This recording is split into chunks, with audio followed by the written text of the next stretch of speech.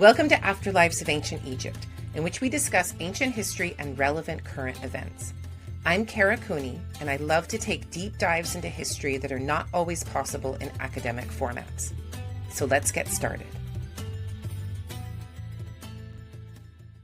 Hello, everyone. Welcome to another episode of Afterlives of Ancient Egypt, this time with my trusty sidekick, Amber Myers, and we are going to do a deep dive into the so-called Turin or Torino Erotic Papyrus, which is a confusing and bizarre object with a set of images, and it'll be really fun. But first, Amber, how are you surviving the end of the world? Still here. It hasn't come for as many of the white people yet, so that's whatever it is. But yeah, the end of the world is fun when you're on sabbatical. So you see it, from afar. You see your university turning hard right from afar, and I'm just, I'm writing and reading. I'm trying to read like the wind, and we'll see if I can get a draft of this book by the end of 2025, my Nefertiti book. But we'll see. We'll see. I think it's possible. You're moving along as quickly as you can. Madness, absolute madness. Through mountains of research. Is so much material, so much. And I'm trying to, I can't read everything, nor should I arguably, but I'm reading, as much as I can. And wow, have people spilled a lot of ink on this. But anyway, back to the matter at hand. This erotic papyrus, and it is quite erotic. Is it though?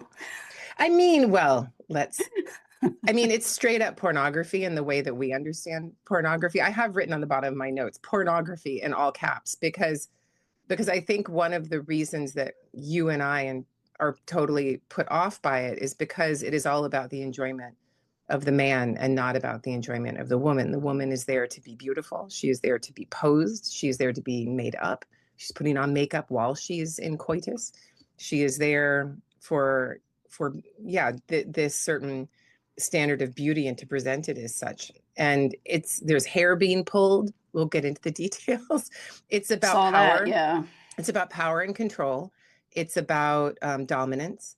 And as such, I think it fits the standards of pornography. If the stereotype is that women read erotic literature and trashy romances for sexual information, then men go towards this is a very bare and simplified stereotype, dear friends, without nuance.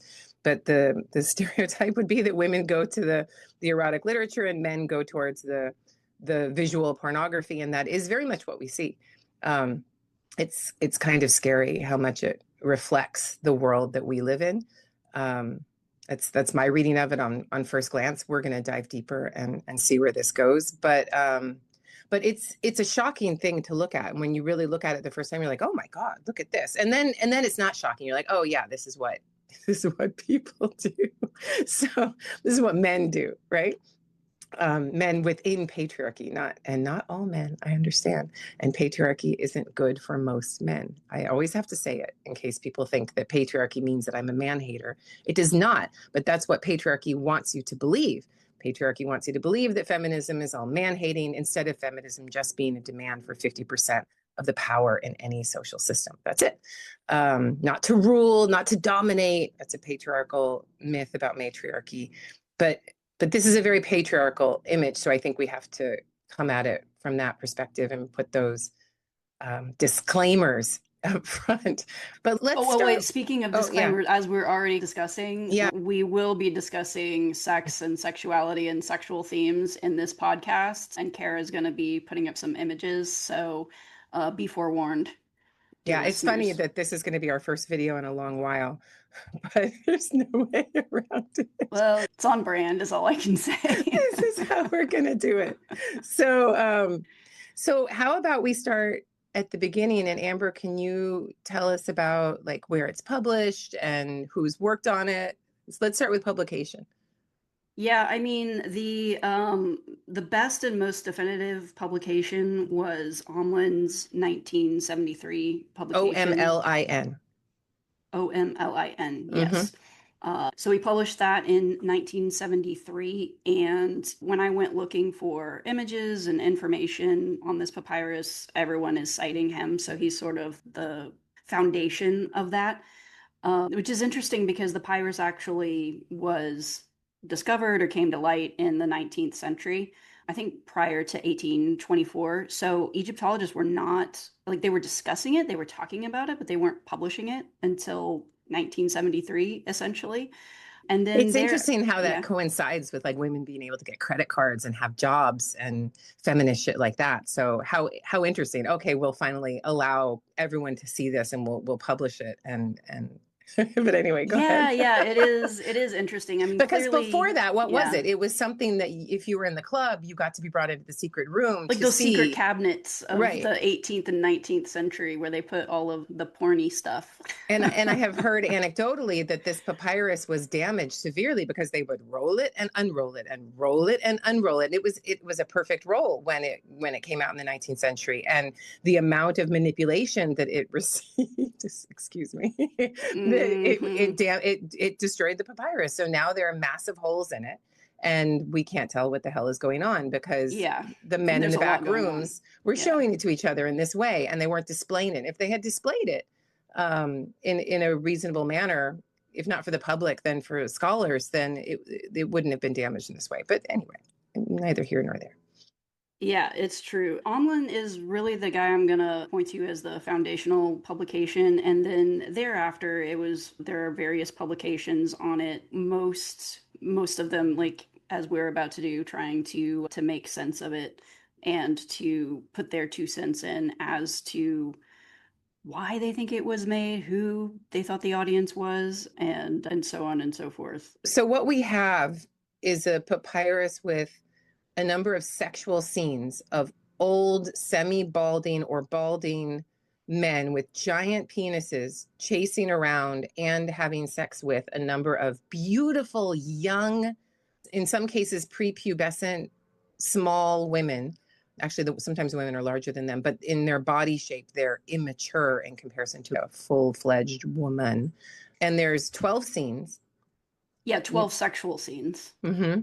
Yeah. And there's text interspersed, like things like "Take me from behind, O Lord," and things like that. We'll read them, and it's a confusing papyrus. So, and we're gonna go through it scene by scene, and throw in what information we have at our disposal and ideas that we have.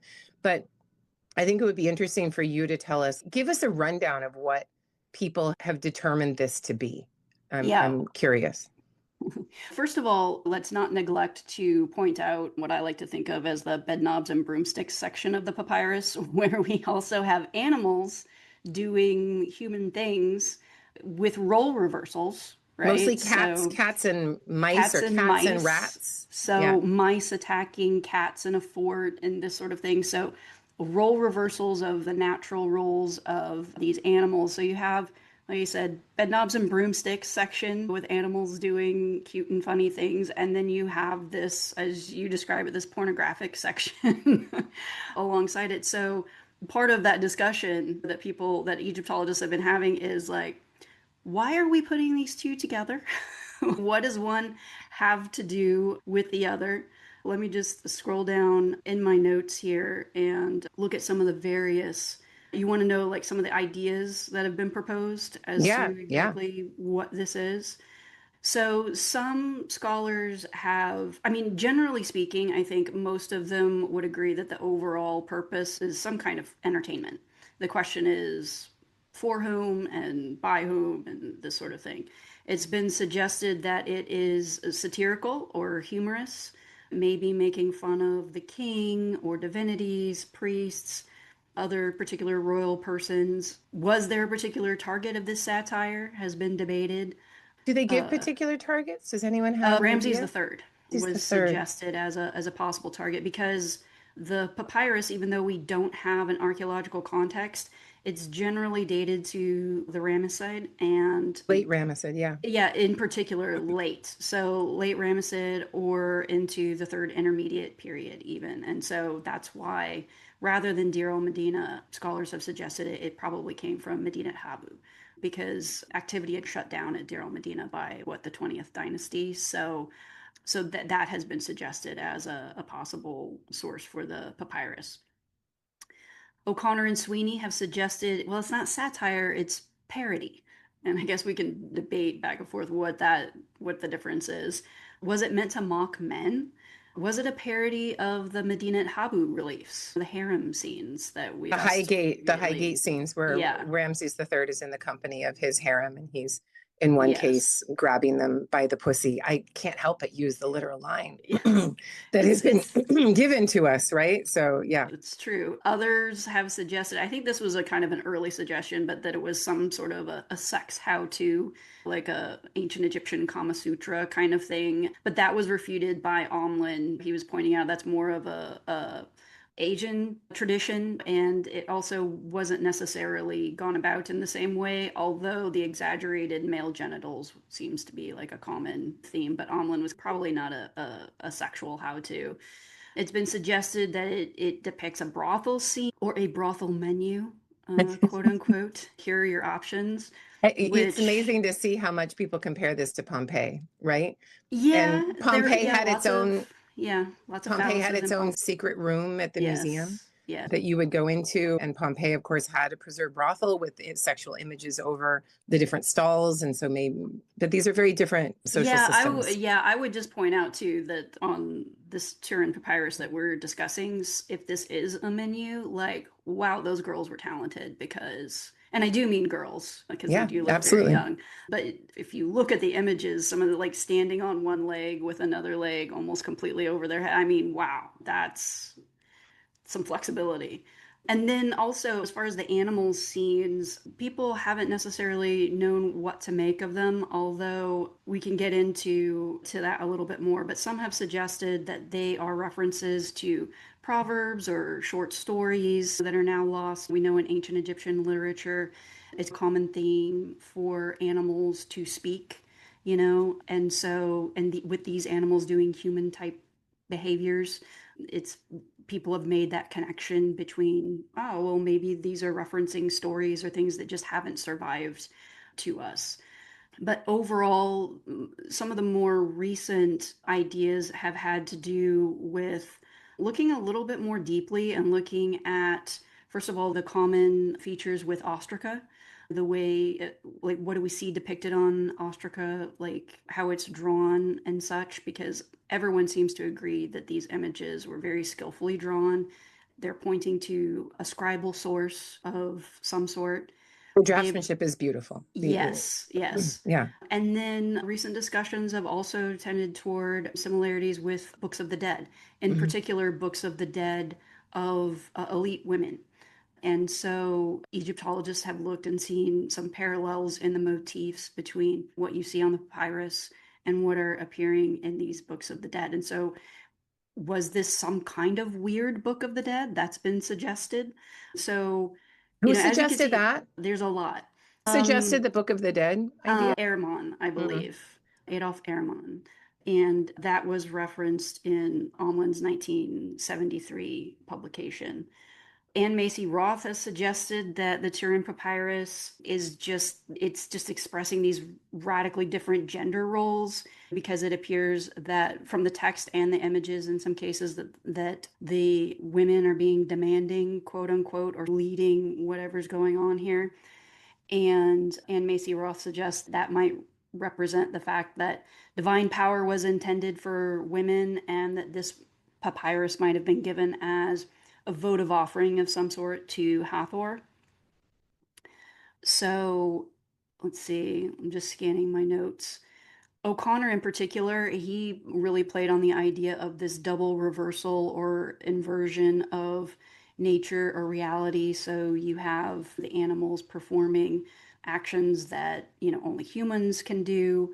And then if you parallel that with this idea that, oh, women are taking the initiative here in this sexual behavior versus the men. So that idea has been debated back and forth.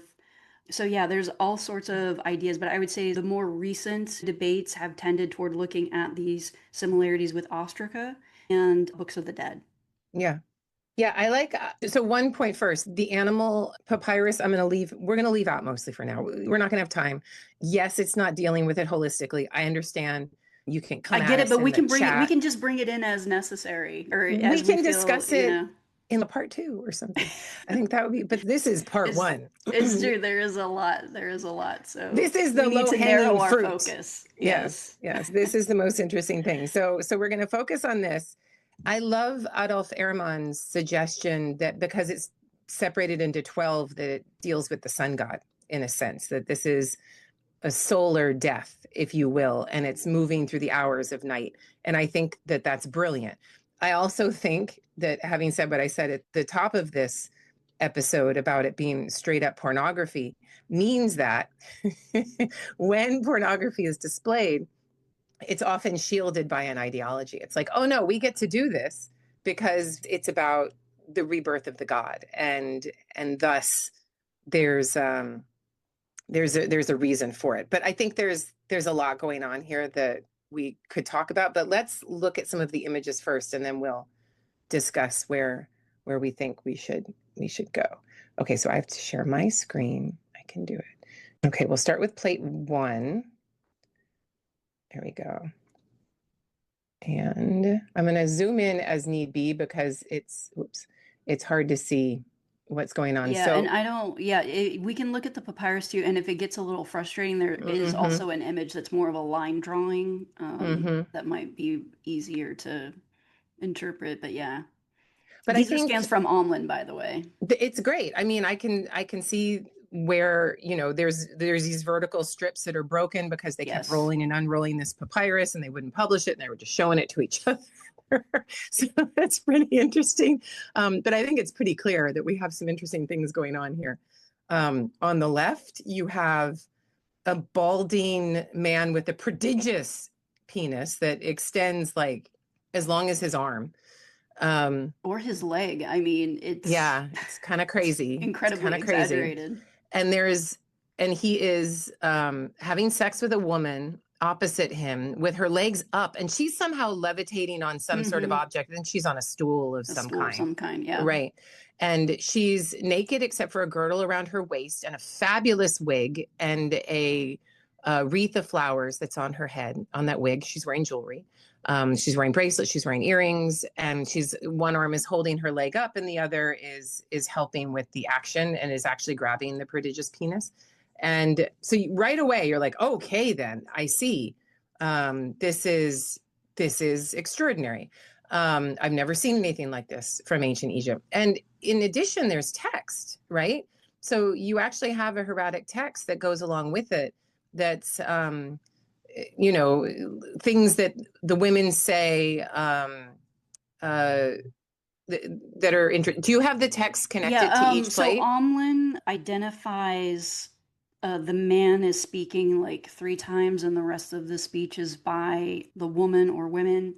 And can I just pause you right there? Yes. Just right there in terms of percentages, that out of the entire text, the men speak 3 times, the rest of it is by the women. And I'd like to connect that to modern pornography, in which the women are vocal and the men are not. And I'll leave that there and let people, because part of the patriarchal enjoyment is that she's supposed to, be she's well more than a willing participant. She's literally asking for it, yes, Amber. She is literally asking for it. She is begging for it. And that is the patriarchal mythology and desire. So yeah. Do you have the text for snippets? Could be snippets because it's not that's all perfect. that's all that's there, but I can't necessarily place them in the text. There was one source that I wasn't able to get. Also, Omlin is in German, and look, I did the best that I could.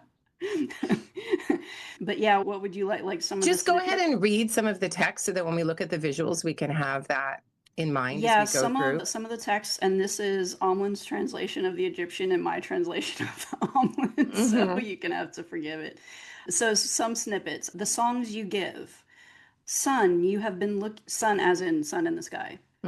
Sun, you have been looking for the heart of ... because of the movements. I make the work pleasant. Do not be afraid. What am I doing against you? Sort of like, where are you going? Don't you enjoy this? Or what am I doing wrong? The day, the swerving. And all of these are like ... after, where these are very fragmentary. Behold, come behind me with your love. Your phallus is with me. Behold, you do not bring me.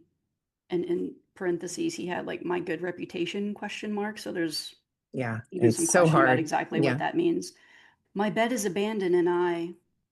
Mm-hmm. My great phallus, who is sick inside ... Hathor singer. So that's a pretty good selection of some of the snippets of text. There is one source that I wasn't able to get that I think made a little bit more of an effort with the Egyptian in the translation. Omlin seems to have just been very frustrated by it. Because some of the portions of the papyrus, he's like, I really didn't even hardly bother with this, because in some cases it looks like just a sound, or it's just so fragmentary that it's like, why am I wasting my time with this? So I think he said he struggled greatly. And then this is some of the best things that he could do. And these are just the inscriptions from what he calls the erotic part of the papyrus. I think there are some kind of jottings and such in the animal portion, but those are completely seemingly nonsensical or almost non-existent. The other aspect of the inscriptions that I will add is that I think most Egyptologists have looked at this and seen this as a papyrus in which the drawings were made and then these inscriptions were made after. Yeah, they go over. Yeah, and Omlin also points out that there seems to be different handwriting. So potentially different scribes are contributing to these captions or whatever. So I don't know, like some sort of a ancient bathroom stall wall. People are coming along and adding their little bit of text. Maybe some elite priests and men of Medinet Habu were rolling and unrolling this scroll themselves, and thus it's not just the Westerners we have to blame for destroying this papyrus. Yeah. Well, and the other suggestion about these inscriptions has been that they seem rather tame compared to the imagery, which is, as we've said, very pornographic and over the top. And so was that intentional? Was that meant to emphasize this satirical or this parody that's happening here in the imagery? Mm-hmm. Yeah. So some things to point that I'm thinking of as you said that, and everyone, I hope you understand, we're not going to try to link text to image, and I'm sorry for that. It's podcast. So anyone who wants to do a dissertation, really fun topic, I think you should consider it. But we're just here to muse and look at things as we can from the level that we're at. But the idea that there are sounds represented, Amber, is fabulous. And it fits exactly what we're going towards, that there's like oohs and ahs, or like some sort of movement sound or sexual sound, I think is perfect. And Omlin, like, yeah, I don't even know what the hell to do with this. It is a unique papyrus. It is not something that we can compare it to. There's nothing to compare it to. And it's interesting from that perspective. And then just I wonder who's saying don't be afraid. Is the man saying woman. It's the woman saying this to the man? Yeah. Yeah, because I think this is the portion that inscription is near the portion where there's a guy crawling away from the woman, and she's kind of like, "What? What am I doing wrong? Like, don't be afraid. Come on back." You know what I mean? Like, I don't know whether he's had enough and is just trying to escape, or if he's shy and she's being depicted as some sort of a aggressive woman. I don't know. Right. But I think that's also part of the point too, is that I think that there were probably multiple ways to take this imagery and this text and multiple ways to interpret it. Mm-hmm. So the idea that Adolf Ehrman comes up with, that this is somehow about the solar cycle, but a solar cycle that's personified as human men, or best like human men, and I'll get to my ideas on that in a moment, I think is wonderful. And the texts really do support that. So when you have the sun, S-U-N, sun in the sky, being mentioned, and then something about the heart, and then movements, that you get an idea that the son, to be reborn, has to somehow enter into the heart of the one who will bear him. He is the bull of his mother, right? The bull of his mother means that the son is able to have sex, or Amun Re, if it's Amun Kamutep. There's many understandings of this. He's able to have sex with his own mother, or at least the one who will bear him, right? That mother is ever youthful, ever beautiful, ever young. He has sex with her to engender himself. And so his movements, and the sun obviously is a moving body in our heavens, has to go into the heart, the vulva, if you like, the place where that rebirth will happen. So I see that represented in the text. I also see, and then we had the day, and we have the word swerving, that was there. I also see this idea of the sun god being sad and depressed when he's at his end. And I'm thinking of the tale of Horus and Seth and pray Heracti, and how sad he gets with Hathor saying, my shrine, somebody told him his shrine is empty, and he's super depressed. And she goes to him and she flashes him her vulva and then cheers him up again. It's a flash of the vulva, but is it not more? I would suggest that there's actual coitus involved there, but the text cuts off and we don't have that fully depicted. But he has sexual enjoyment with his daughter slash mother slash wife, and that re-engenders him, that recreates him, right? But there's this sad masculinity, this fragile, dare I say, fragile, toxic, sad masculinity that's being represented, that then has to be buoyed. It has to be puffed up again. So you have a woman saying, don't be afraid, right? It's like, no, it's going to be okay. I need you to be strong. Your phallus is strong, kind of thing. And somebody saying, my bed is abandoned. You have to come back, right? Come back to my bed. I'm assuming that that's a woman who's saying that. In an ancient Egyptian context too, this idea of the male being happy, however we want to interpret that, so important, right? Because it's the masculine that brings, from the ancient Egyptian perspective, this creativity and this creative potential, right? Perfect. So what we're doing is connecting sex and death. That's what the Egyptians did with consistency. They connect sex and death. And what is death but for the Egyptians, rebirth from nothing, and it is creation. So you use the word creation. I'm going to use the word death because we're talking about the sun saying, or some element saying, my great phallus is sick inside, right? That's one of the elements they think is here. It's like, and the men are balding. The men look kind of sad, right? They're, and I have other ideas about that as well. And when we look bearded, at the visuals, which I find interesting. Yeah, bearded is associated with mourning and age, and like we're talking about maybe an autumn-like sun, an old man who needs to be rejuvenated, right? Isn't that just what patriarchy needs? I mean, do we need to mention Trump and Epstein? I don't know, maybe. But that idea of the old billionaire getting his young trophy wife, or getting his young trophy girlfriend, or getting just that rejuvenation through a sexual ability, and we have this rebirth. But if we go to the deeper and very long stream of Egyptological discourse on this matter, sex and rebirth after death are intimately connected, so much so that you actually see these things associated with gender in coffins of women who are turned into androgynous masculine type figures, because the only way to have, as you called it, creativity from nothing is to be a masculine entity who can rebirth yourself. And so I think that's essentially what we're talking about. And it's why the penis needs to be so big, if I may, because you're rebirthing yourself. The stakes are high. Does it look like pornography? Is it pornography? Yes, but two things can be true at the same time. We can be nuanced about this topic. And it is also about the old man rebirthing himself and recreating himself, the old son rebirthing himself and recreating himself.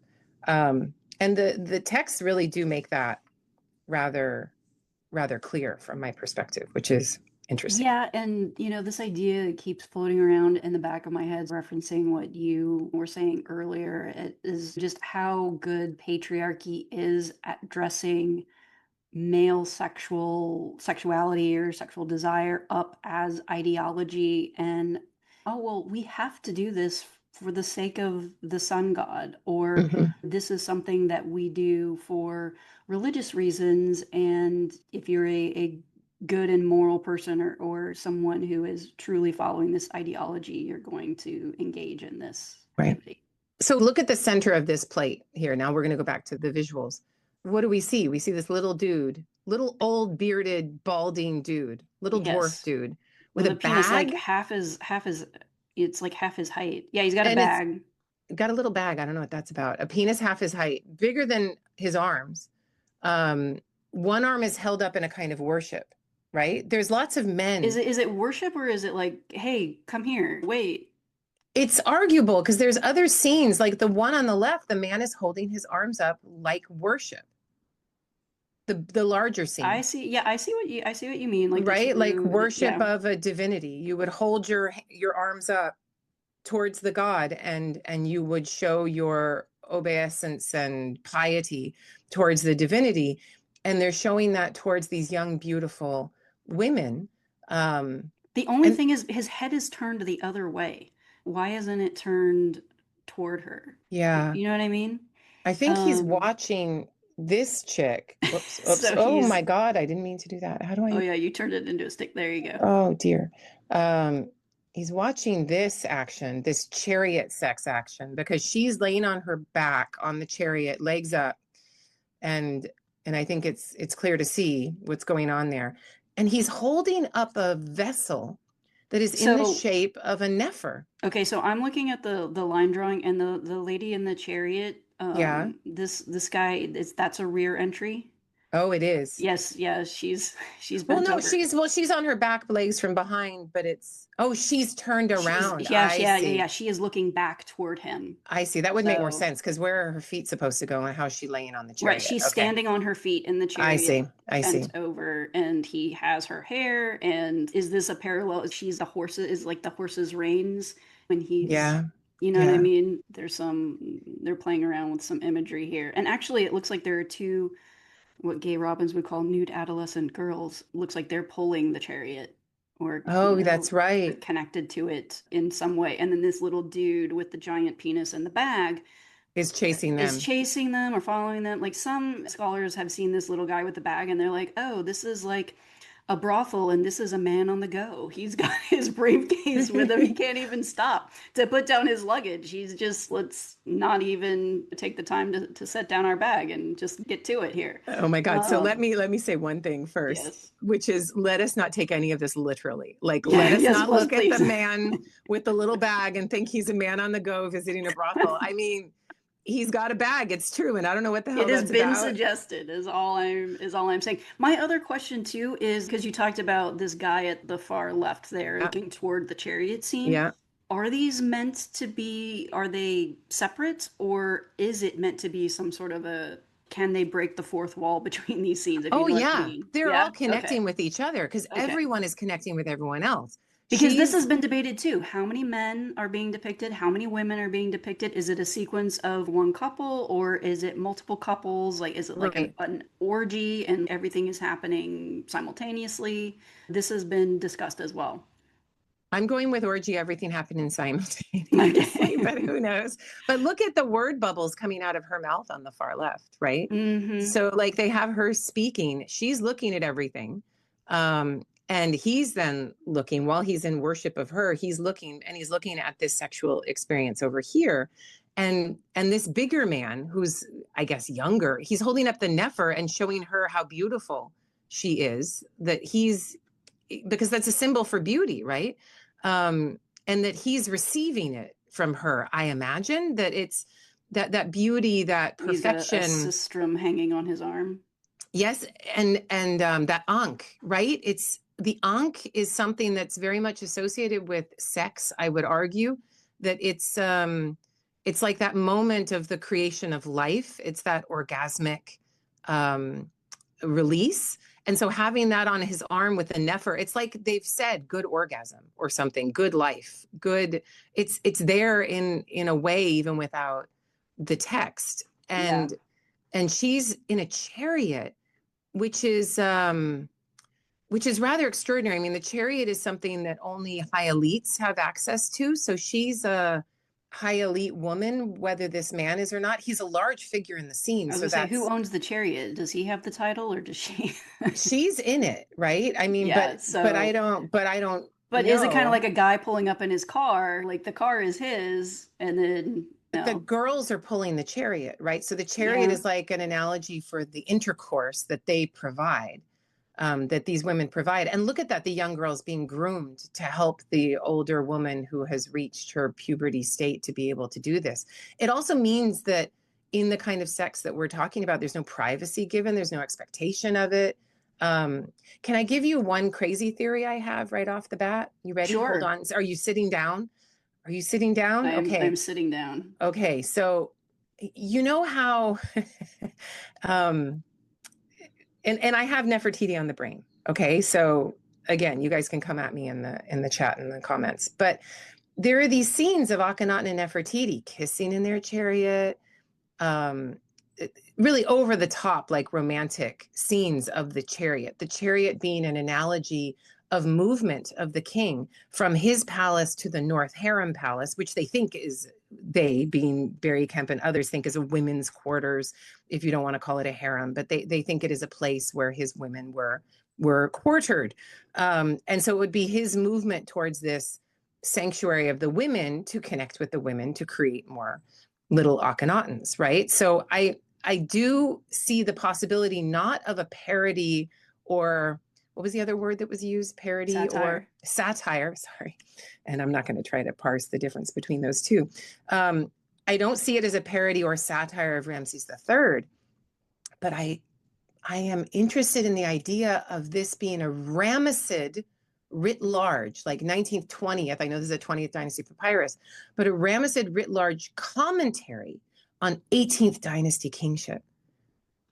This is a time period when, and I'm going to bring in another idea, that when I'm working on the royal cache and I see the selection that the 20th and 21st dynasty high priests of Amen are making about who is in and who is out, who belongs with them in their tomb of high priests and who does not. Akhenaten is obviously not included, nor is Amenhotep III his father, nor is Tutmos IV his grandfather. Nor is Amenhotep II, who's left in his tomb KV 35. All of those individuals are left in KV 35. And we don't have hide nor hair of Nefertiti, Smenkhare, whoever the hell that was. I have ideas. And any of the royal daughters, right? So these people, the Ramessids did not want to associate with. And the 20th dynasty, the late 20th dynasty and early 21st dynasty new power holders did not want to associate with them. And it seems that they had tales to tell about their debaucherous ways as kings. And if you look at the imagery of Akhenaten with his daughters, and we did that podcast not long ago, you and I released that, about the stela of Akhenaten with his eldest daughter, Mary Aten, holding her between the legs, kissing her full on the lips, with the ankh going to the nose, and all of the sexuality that I believe that implies. I think that, and again, I don't want anyone to take this literally, because I don't think anything can be taken literally here. I don't think it's like, oh, that's Akhenaten and that's Nefertiti and that's a Nefer sign. I don't want to do that. However, I think it is a commentary on what the harem can become, and how certain social high individuals, kings, queens, daughters, become pulled into this maelstrom of ideological reproduction. And I think there may be an element of that here. I can't prove it to save my life, but I feel it and see some of that. And those young girls pulling the chariot itself, the woman in the chariot, the man there following, the Nefer sign, all of the Ankh, oh my God, or sistrum, whatever it is. It's a sistrum, but it is evocative of an Ankh, absolutely. Right? And I don't think that can be discounted. Yeah. The weird kilt. I mean, all of this to me is suggestive of a commentary on, doesn't the 18th dynasty suck? Yeah, it sucks. And it's funny because that's what politics is built on. And the Ramessid kings are these East Delta mercenary dudes. Setnacht of the 20th dynasty is an East Delta mercenary dude trying to say, I'm king, right? But he's an East Delta mercenary dude. And it is helpful for him and for his social followers to build a commentary against 18th dynasty style kingship, and to make it this debaucherous, crazy place. At the same time, that they're potentially connecting it to the sun god and what the sun god needs to be reborn. So it's, again, please nobody take this literally, but it is an idea I have about, and like a reaction to an Amarna-like royal family or an 18th dynasty royal family. Amarna, Akhenaten was not the first to marry his daughters. We have Amenhotep III doing that. Ramses II also married his daughters. It's something that a king and or sun god is expected to do.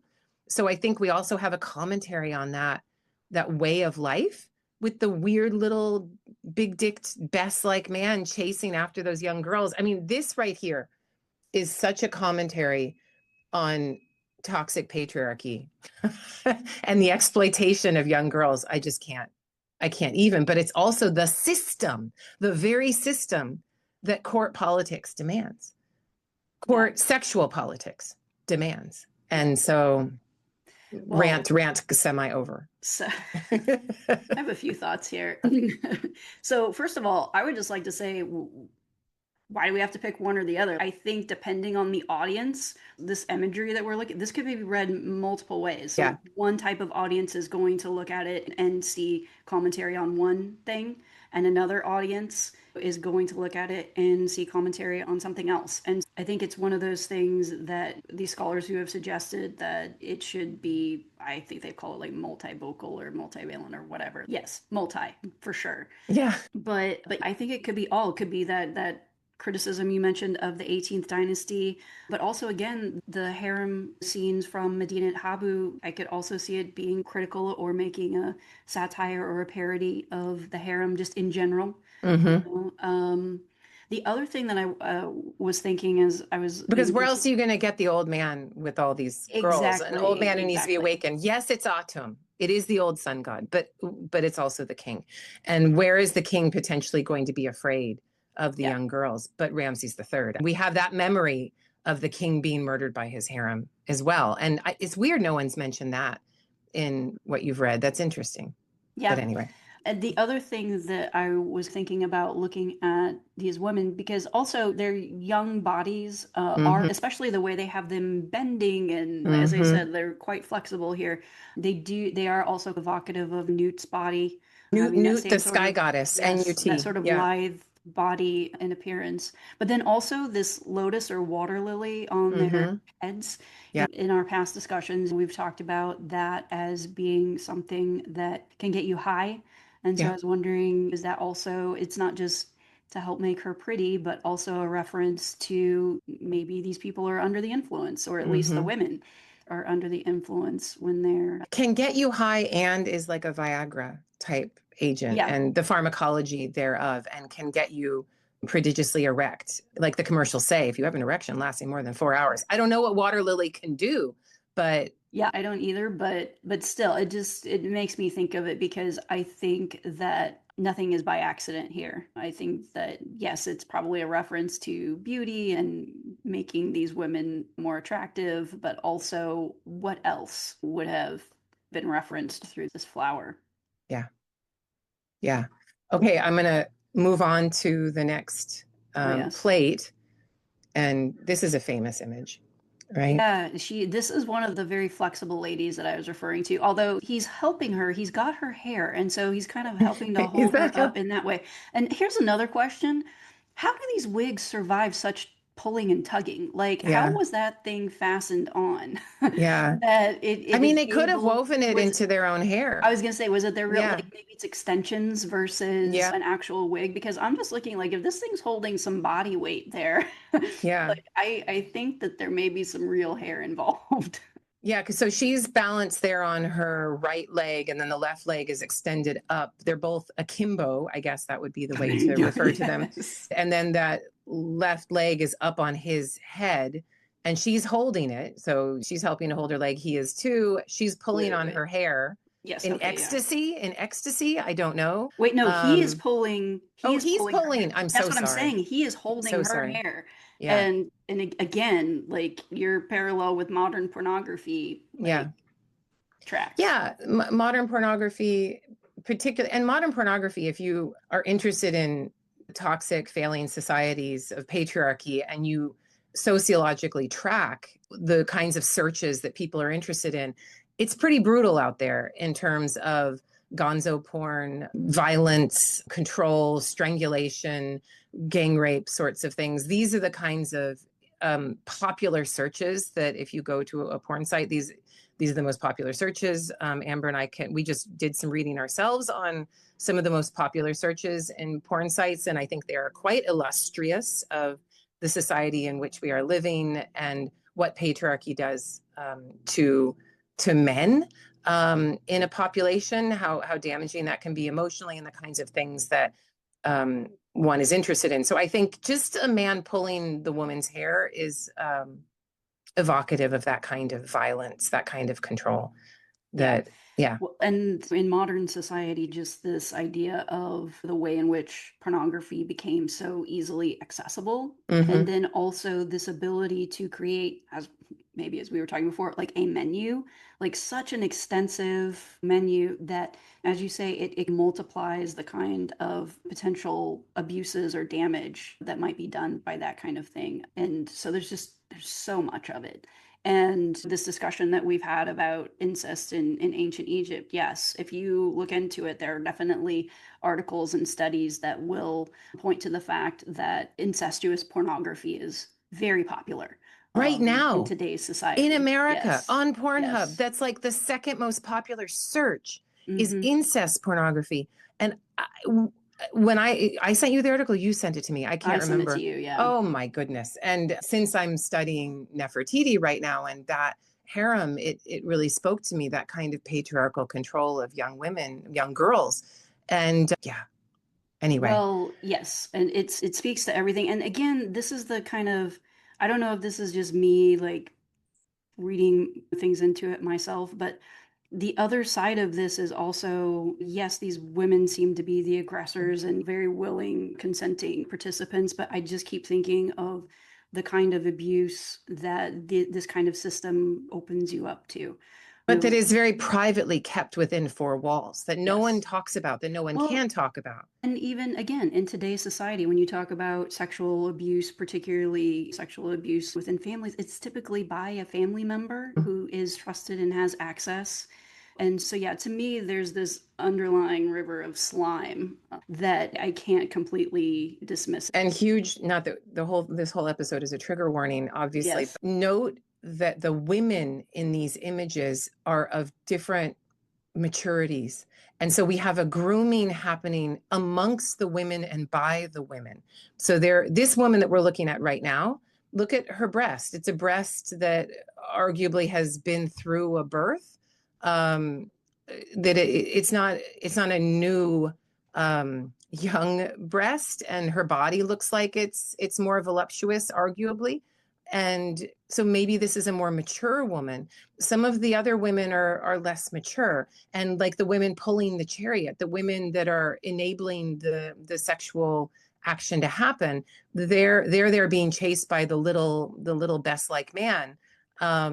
There's an element of women saying, at least in a harem-like situation, okay, this is what you're going to do, and I'll teach you how. And that's disturbing for us, but it must have been a reality for the women who lived in this space. It's interesting that you bring up the breasts, because there was one source, I can't remember which article it was, because for all of these episodes, folks, okay, I read a lot very quickly, so please forgive me. But there was one article or one source that I read that discussed the breasts, and actually that discussion was about how they conformed to the ideal beauty or whatever that we see. I think they also referenced the ostraca imagery of women and that kind of thing. But it is true that there's seems to be some intentional differentiation here, but exactly what they were trying to get at, it could be age. Although I can't imagine that any of these women have been pregnant, which will definitely transform your breasts. But if they are pregnant, but if they're older, are they nursing? Do you send it to a wet nurse? Are they the ones who are nursing? Yeah, I don't know. I wouldn't dare to suggest, but there are some differences for sure. Right. Here we have another woman who's taking it from behind, I'll say, and having her hair pulled. simultaneously. So another such image. The one on the right is interesting because that's the most like the Geb and Newt that you were referencing.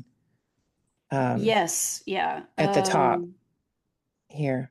Yeah. Yeah, well, and then next to that, can you scroll further to the right? I can't actually. You can't. Okay. No. It may be the next plate that will have it, but further to the right, there's a scene where the guy is laying down, and it appears that that gigantic phallus is actually flaccid, and the women are like grabbing it as if to like help prop it up. Okay. Whoops, oops, oops, it keeps doing that. Don't get fancy on me. Oh, we don't need animals. We're ignoring the animals. Okay, here we go. This here.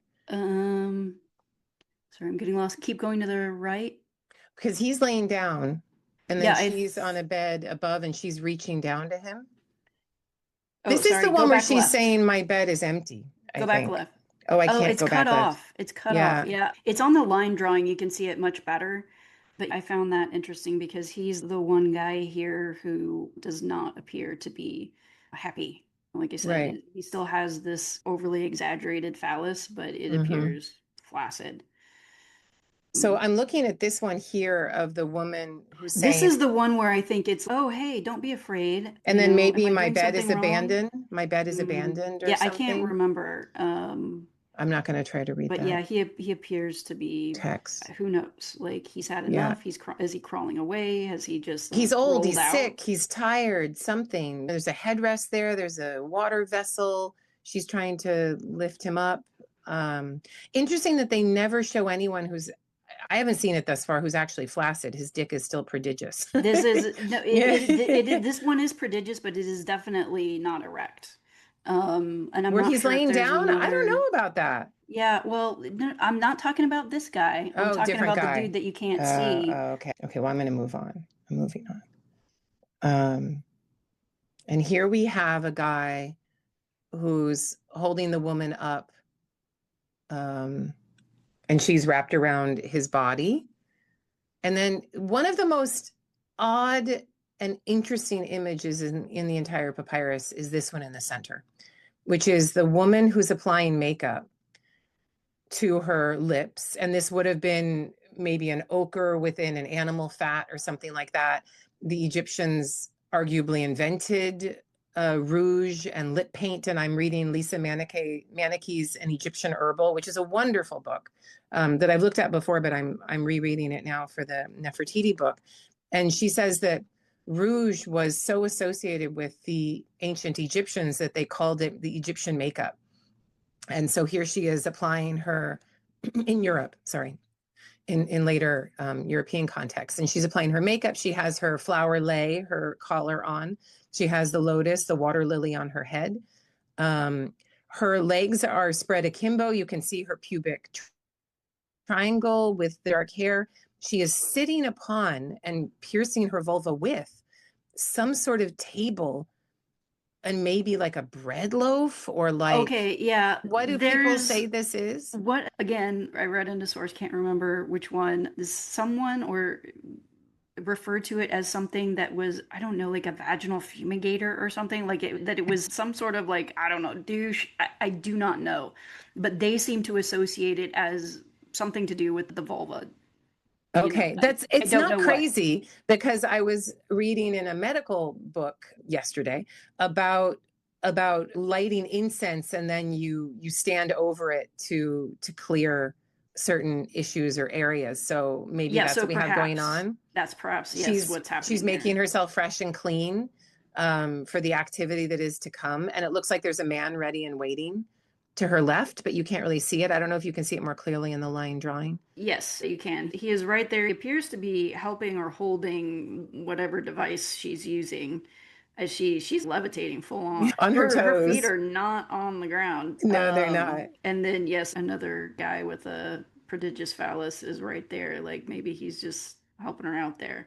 And she's good at multitasking. She's got the mirror in her hand, and in that same hand is maybe a couple of coal tubes, maybe some eye paint, and then the lip paint as well.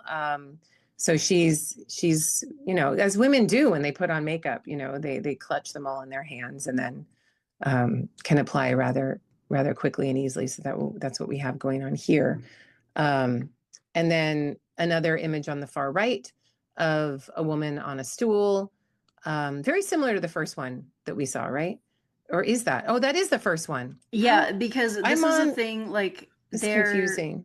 Yeah, it is. It is very confusing the way, and again, I'm sorry the way I had to do this because the book is so large. So one image that you have is from the left side of the two-tier image, and the other is the right side. Okay.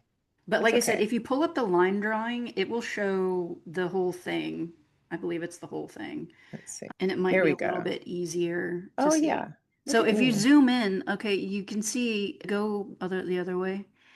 Oh, she's upside down, that and chick. Down. Yeah, I know. This is what I'm saying, right? Oh, so my goodness. So down, okay, over to my right. Is it your right too? I don't know. Backwards. There's the flaccid phallus guy. Where? Right there. Oh, yes, you're correct. Yeah. And he's collapsed and the women are holding him. Mm-hmm. All three women holding him. Yes, you are correct. And it looks like they're going to help him along. I mean, this could also be some sort of commentary on, you know, the king, the old man who can't get it up, but we need the old man to get it up to keep the lineage going, and all of trying.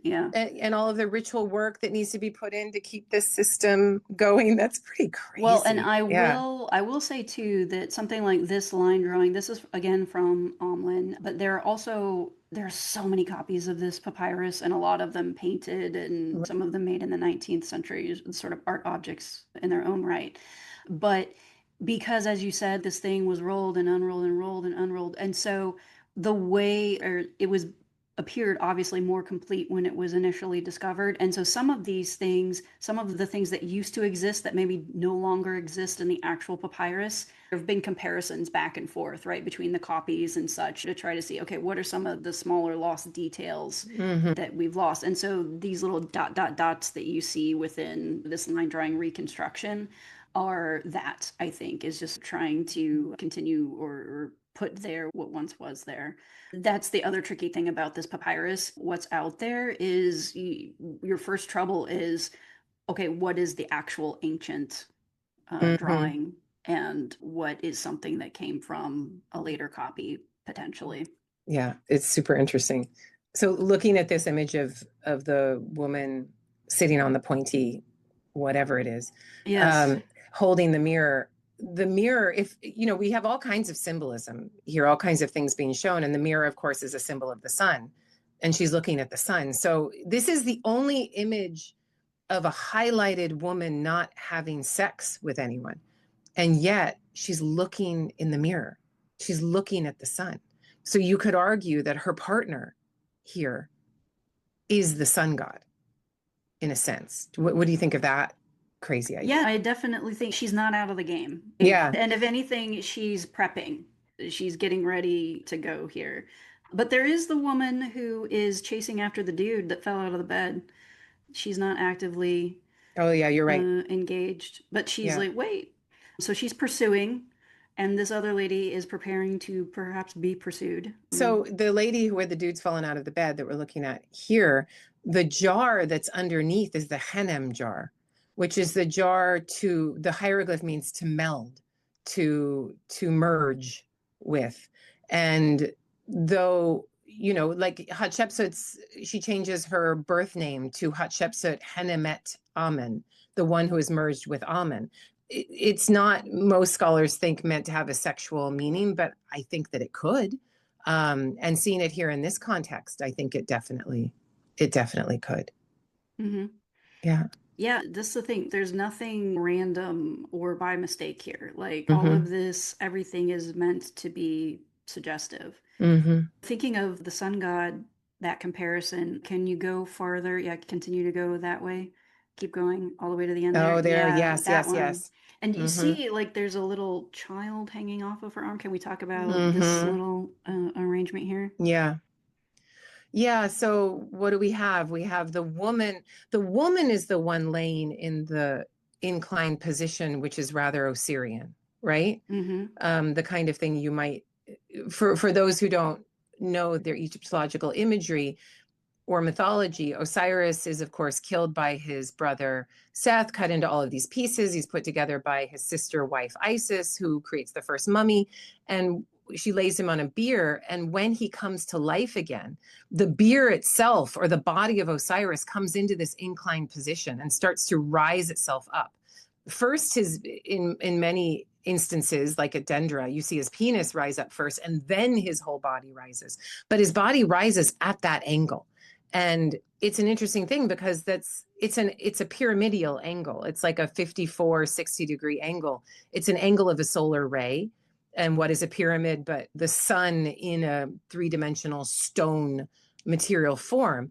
And so you see her kind of as a ray of the sun, what one would argue. And then he's there, climbing on board, and there's a sexual moment there. So I think there is a solar element to that angle. And then, what do you want to do with the child, Amber? Yeah, that's the product thereof. Yeah. And so again, you're saying the woman being in the more Osirian position, again, something of a role reversal between male and female in this case. Yeah. And then speaking of that, going back to the lady levitating over whatever she's levitating over, there were some articles that did comment on that, I believe, as thinking of the imagery of Isis as a kite, a bird, alighting on the phallus of Osiris. Of course. That makes total sense. Although this thing is definitely, it's not a phallus, but it appears to be penetrative. But is the first mound of creation. It's a mound Possible, of some kind, right? So the first mound of creation kind of thing. So there is so much religious ideology in here. And it's interesting that lady has like a makeup applicator in her hand, and then the other lady who is in the Osirian position there, she also appears to have one in her hand. Over all the way to the, Yeah. It looks like these women were disturbed. So one is holding her makeup applicator and or stylus or something. She was in the middle of it, and then she was on a stool. She was on a stool, and then knocked over. Yeah, he grabs her, and then the other one had a lyre. She was playing the instrument, and he's taken her, and she's not playing her instrument. That thing, is that a child or is it a monkey? I guess it doesn't really look like a monkey. Okay, so here I am. Because a lot of these young girls were often depicted with monkeys, right? Right. So it doesn't have a tail. So, okay, maybe it is a kid. So did she have like a baby in her arms? She's applying her makeup and this guy comes in and... Okay, are you sitting down? Okay. I'm still sitting, yeah. So, you whether it's a child or a monkey, and I'm not going to try to make that point because the face is obviously gone, and we can't. Yeah, it's gone. We can't really say. It looks more like a child from the line drawing that we see here, but I'm not gonna worry about that right now. But do you remember in the stela that we discussed, the house altar stela of Akhenaten holding Mary Aten with his hand between her legs, kissing her full on the lips? The other children are pointing at the union, and this with one is their pointing. Forefinger. We still have the forefinger, yeah. And the child is pointing. And what that means, I'm not sure. Is it like warding off the evil eye? Is it like identifying the moment of the rebirth of the man? Because this is all in service of the man who is old and needs to be reborn. They're very clear that these men are old AF and need what the young women have to give. It's like a vampirial patriarchy, which is, they're taking from the young as they can to gain the youth that they need. They need young women. They need this sex. They need the regeneration. And that's what this death of the sun is, all of their deaths in a sense. Yeah, again, like, I don't think that we need to choose. I think all of these are possibilities, particularly if we're looking at this or thinking about it as a product of the elite for the elite, the elite.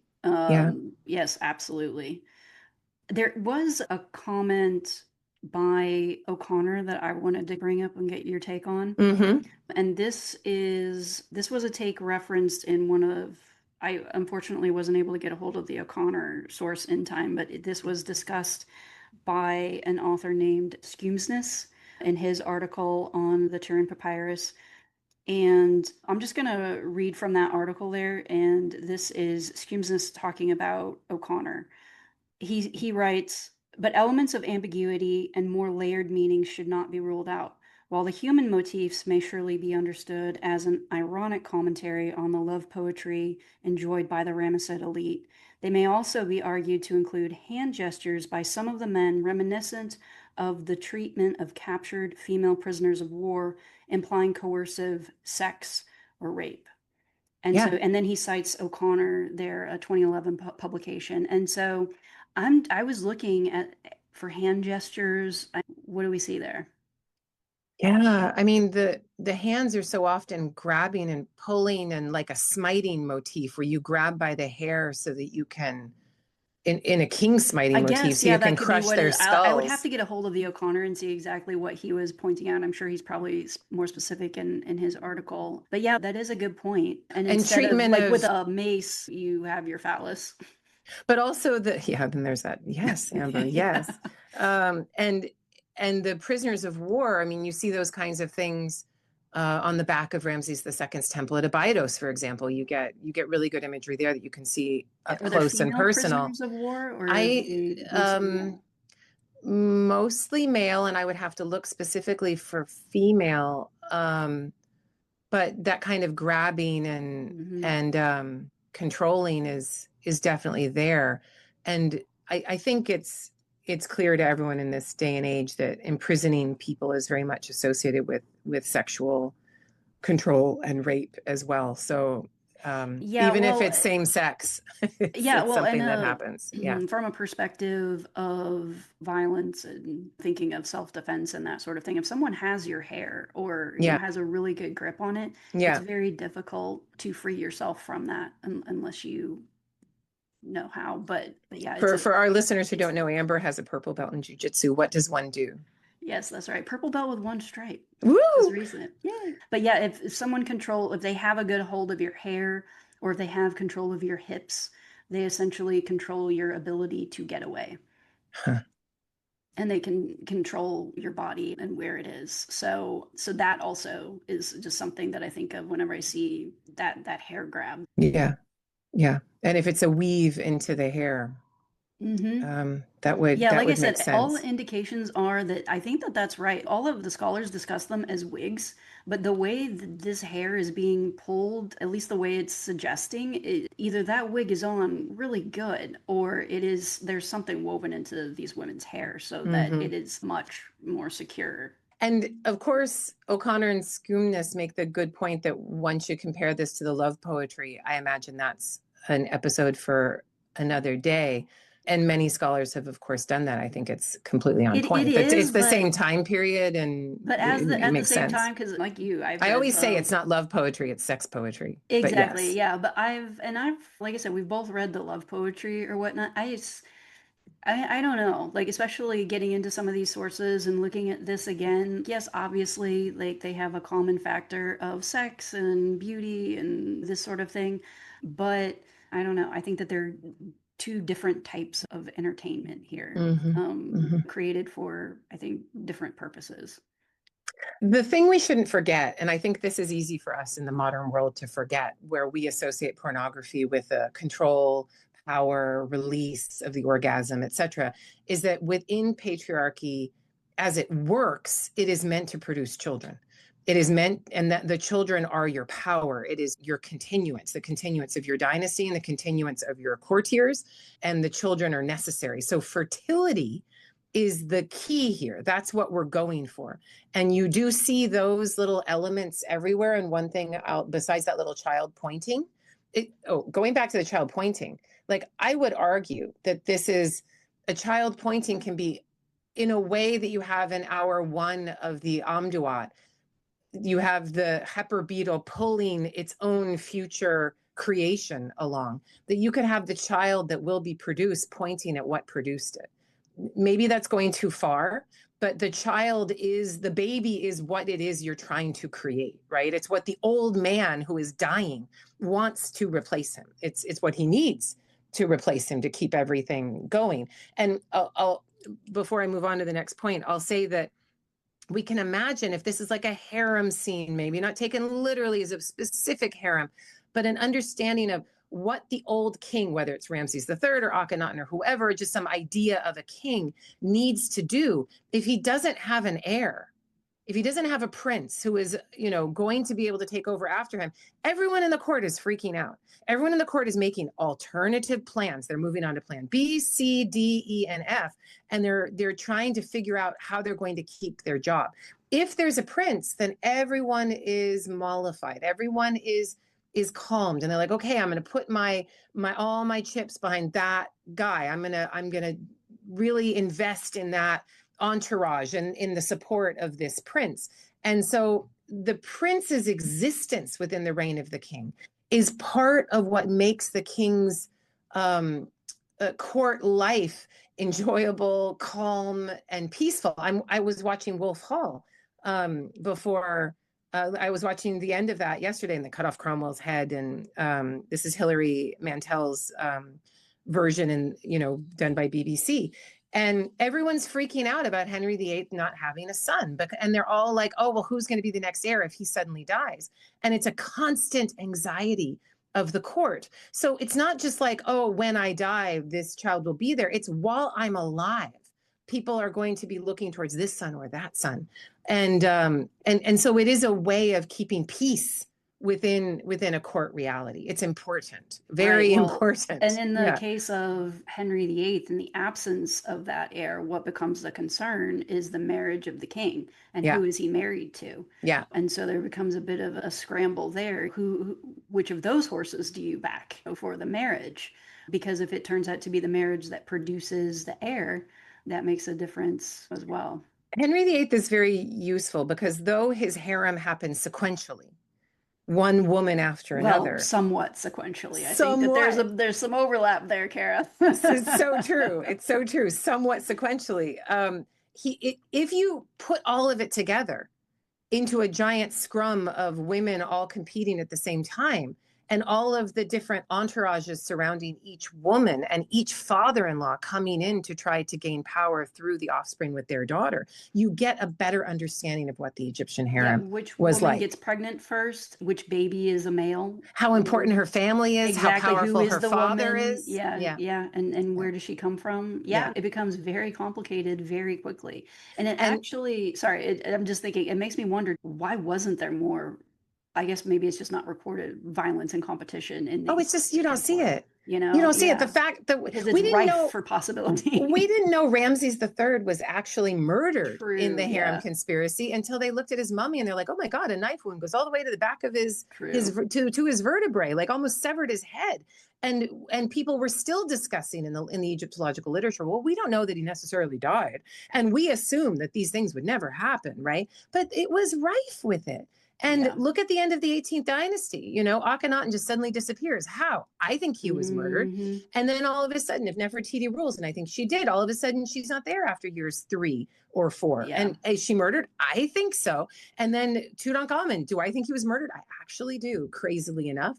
And I don't think it's bizarre that we don't have evidence for it. People aren't going to hold up the bloody knife and say, haha, it was me.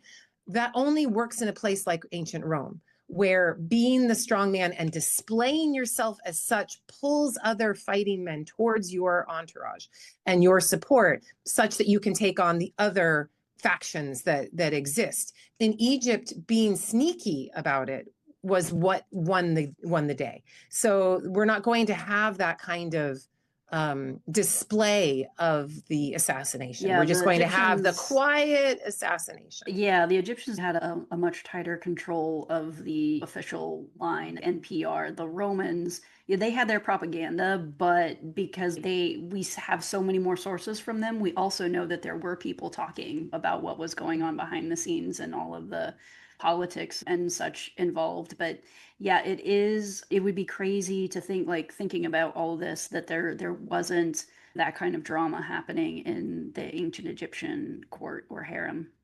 which is why the ancient Egyptians went to incest so often, because there's no father-in-law. The entourage is already on the inside.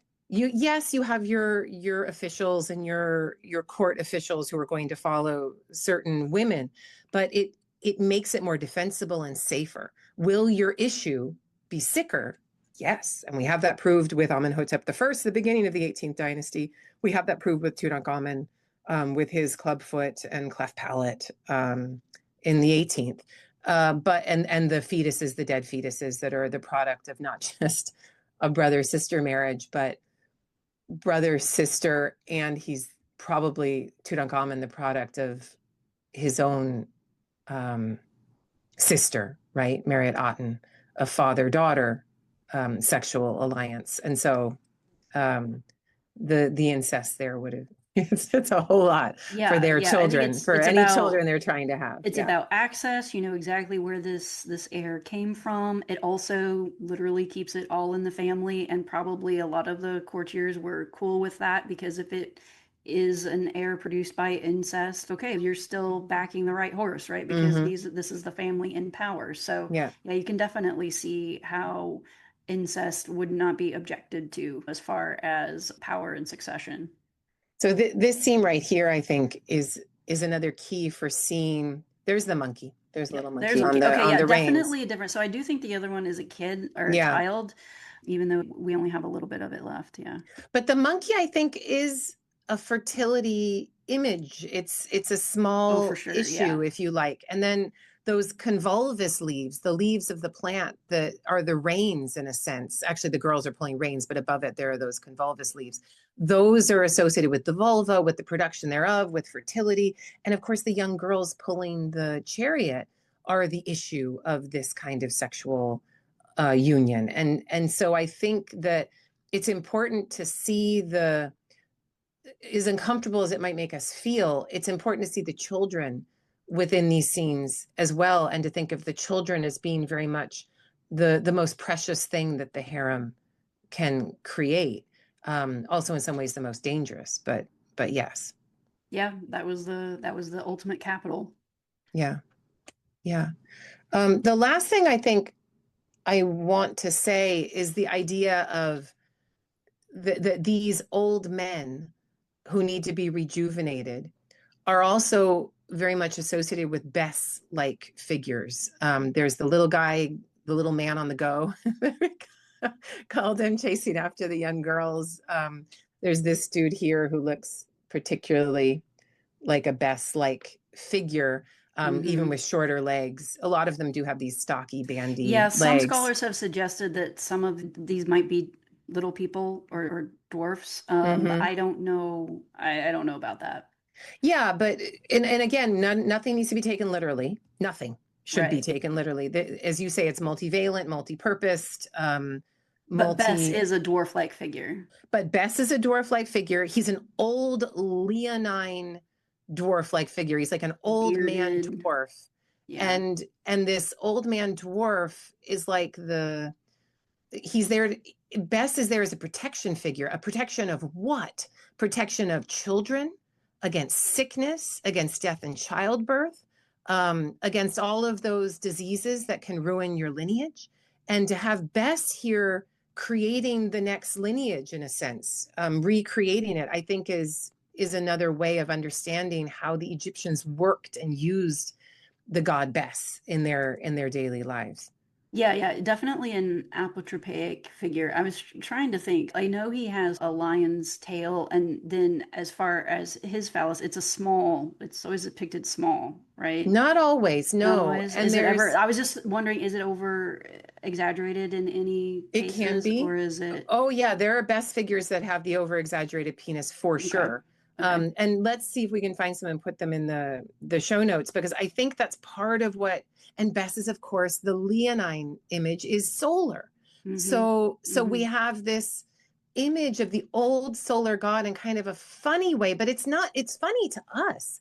But for the ancient Egyptians who had Bess imagery all around them, who understand that god who's sticking out his tongue with the crazy eyes is scaring away any sort of evil eye or sickness or plague, is there ready to recreate himself. I mean, that in a sense is its own miracle of rebirth for the sun god. So I think that's right. Well, an important thing. This patriarchal idea of sex and sexual relations is good for women. It's good for families. It's good for children. It's just good for everybody. So let's just all do it. And then let's follow down again into the Roman period. Think of all of the depictions of, you have, is it, what is the Yeah, all phalli, the yeah. phalli that are seen as this is good quality, this is protective, this is a good positive thing. And so there's that kind of common thread I see, as this good big over exaggerated phallus is just good for everybody, so let's just put it everywhere. Let me say, there's nothing that upsets. It's such an interesting thing. I'm going to go a little modern right now, everyone. So in the toxic American society that we now dwell in which estrogenic chemicals have taken over the world because we wrap everything in plastic, right? So there's plastic in the water, there's plastic in our blood, there's plastic in every man's testicles, according to a recent study. And of course, men don't sexually work anymore in the way that they had before. The amount of children born with non-working equipment, with equipment where the urethra goes off the side, with a perineum that is too short, it shows an over-estrogenic toxic soup that we exist in. And I find it so very ironic that the very patriarchy of big dick energy that is making the dick smaller is yes, yes, is actually making the dick smaller. But there is nothing big dick energy has come full circle. Indeed, but there's nothing that strikes fear in a man more than the dick A, becoming smaller, or B, being flaccid. And we see it. Or not functional, or not potent. Functional in some way. So we have to watch all these commercials. If your erection lasts for 4 hours, call your doctor. All of these crazy men that don't want to give vasectomies because it still functions, but it's shooting blanks, and that bothers them too. Yes. So this is when we say that the ancient is now, when we say that we're not that different from the ancient Egyptians, yes, this looks very different, but in other ways, we exist very much, I emphatically state, and I will die on this hill, in the same patriarchal system that the ancient Egyptians existed in, and we can understand it through that lens. And I don't think there's any weird, mysterious thing that we're not quite getting when we look at this. It is confusing, this erotic papyrus. It is not clear exactly what's going on. It is multivalent. It is nuanced. They're not clearly telling us. But a careful step-by-step analysis can be like, oh, okay, I can see that this is a society on the precipice of collapse, trying to deal with a toxic masculinity, a court that is decadent and over the top, that expects all of this from young women that the Egyptian elites are providing to the harem, and that all of this commentary and thoughts are not necessarily literally placed in there, but they're in there. And I think this is a super fun discussion. Do you have anything? I think it's fascinating. I think we hit on a lot of the main points that I was hoping we would be able to talk about, but also, lest we be criticized for being too feminist or whatnot, I do want to circle back to one of your original points, which is patriarchy is bad for men and women. Yeah. And that, yes, we focus a lot from the female perspective, but I think that the reasons for that are obvious. But yeah, it's bad for men too. Yeah. And I think that it's good to keep reminding people about that and taking a pause, because as I think is very apparent in today's society, the men are not okay. They're not. And the burning rainforests and the wars in Sudan and Gaza and Ukraine and and the coming wars and the chest pounding and the toxic masculinity that we see here is something that we need to discuss. Not even looking at a global level, but just looking at a societal level, men's engagement with AI, ChatGPT, and clearly, we're failing as a society on multiple levels. We're failing. What do you everyone. And I say? That we're certain that the sex robot will be here soon, and that nobody these toxic men don't want real women. They just want the sex robot who will tell them that they're awesome. That frictionless AI relationship, literally something that was built to please and not disagree. Oh, please pull my hair. Yay, thank you. Yeah. So Yeah, well, I'm sure there will be all sorts of weird and messed up ways that AI gets put into robots. That you're right. Like all of the people in the know say, hey, the next phase is actually this AI going into some sort of a body, whether it's a robot body or machine of some type. But yeah, so new technology, you create this amazing technology like the internet, and what was it used for? Sex. And you create this amazing technology like AI, and what's it going to be used for? Sex. And it and so what, yeah, whatever. It's extraordinary and predictable. it's There we are. It's like you don't want to be cynical, but then man, they just keep hitting all the same notes. It's, you want me to take it down on the cynicism, hit a few different notes every now and then and just throw a curveball. It's so true. It's so true. Like I just sent you that Substack note about the woman whose father, he's like, I'm hanging out. He's in an old person's home. He's an old man. And he wrote her, I'm hanging out with all the women because the men, he's like, the men know they've fucked up. He didn't say it exactly this way, but I'm obviously loosely paraphrasing. He's like, they know that they fucked up, but they can't be with their emotions and they don't ask for help. They don't know how to be in community.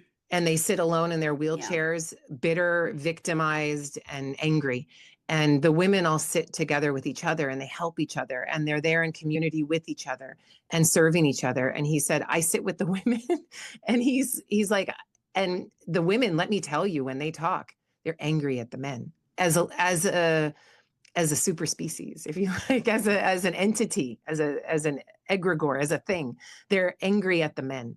And that anger is deep and profound. And what was the line? The darkness that men have done. What darkness we have done to women. Yes. Yeah. Yes.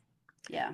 So, and on that bleak and yet hopeful note, because a man recognized it, exactly. We will learn to be in community again. Eventually, the question is, what price do we have to pay to get there? Yeah. And it's not feminism that's going to get us out, but a kind of matriarchy, not a matriarchy that controls everybody, but a matriarchy that includes everybody. But anyway, wherever you are here at the beginning of the end of all things, stay safe and we'll see you next time. Make sure you find us on Substack, where we have really fun written content coming out, as well as the podcast. Just put in Kara Cooney and you'll find me on Substack. Ancientnow.substack.com. Yeah, we have two names. I know, but it's fine. You'll find, just put in my name. Look, things evolved separately. It's very organic, people. We were taking a yes and ancient Egyptian approach. We were. But it's good. We have a ton of members. We're going to have a live coming up soon. And a couple of different lives. Yeah. Well, one for, our supporters, and then another just a regular Substack live. So yeah. So find us there. And Amber, what's the name of this podcast? Afterlives of Ancient Egypt. Take care, everyone. Talk soon.